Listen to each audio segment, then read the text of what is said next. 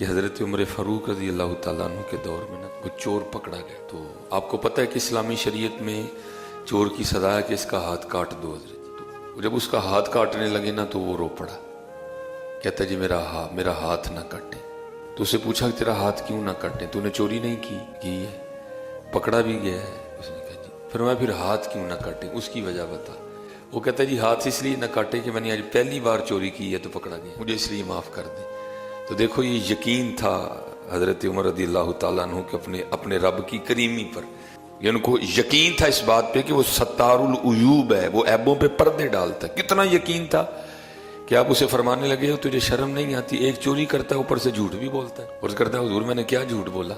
आपने फरमाया तू झूठ बोल रहा है जी, मैंने आज पहली बार ही चोरी की और पकड़ा गया हूँ, तो इसलिए मेरा हाथ ना काटे, मुझे छोड़ दे। वो तू कितना बड़ा झूठा है, ऊपर से चोर भी ऊपर से झूठा भी।